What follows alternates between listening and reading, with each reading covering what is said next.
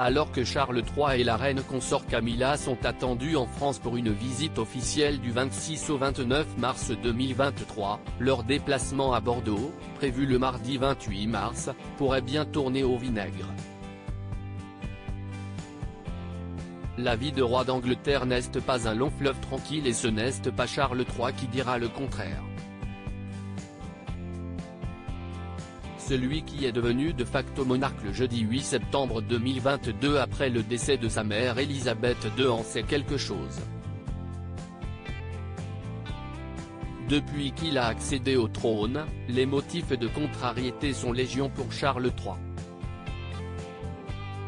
De la publication des mémoires du prince Harry qui révélaient les blagues douteuses que faisait son père en public, au refus de stars comme Adele ou Ed Sheeran de chanter à son couronnement, le souverain va de déception en déception depuis le début de son règne.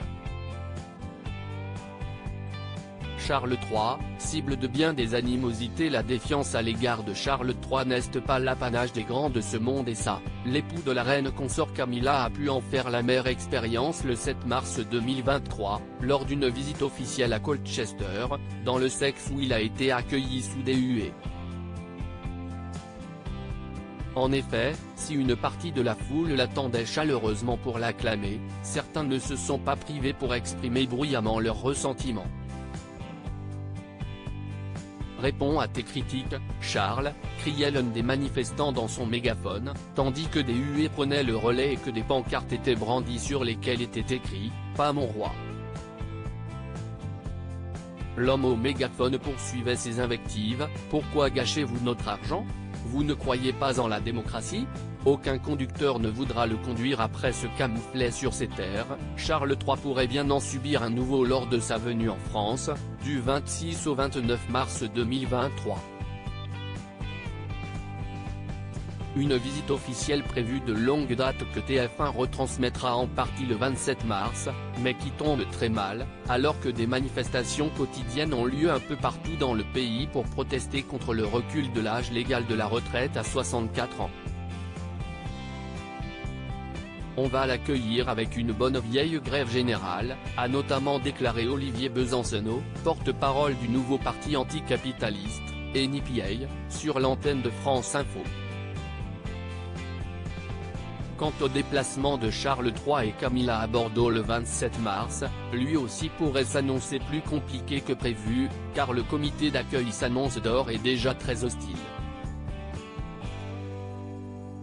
Alors que le programme est bien chargé, entre arrivée en train à la gare Saint-Jean, voyage dans une rame de tramway spéciale jusqu'au centre-ville, déambulation, visite du fabricant de cannelés Bayardran, réception à la mairie de Bordeaux, visite du château Smith-au-Lafitte et visite des zones sinistrées par les incendies l'été dernier, il n'est pas certain qu'il pourra se dérouler sans encombre.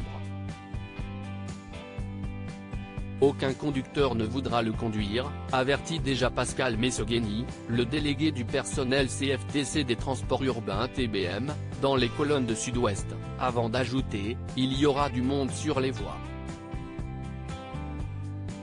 S'il espérait pouvoir déguster un bon verre de vin lors de sa visite, Charles III risque plutôt de boire la tasse. À lire aussi Couronnement du roi Charles III, découvrez la playlist officielle, et improbable, des chansons de la cérémonie.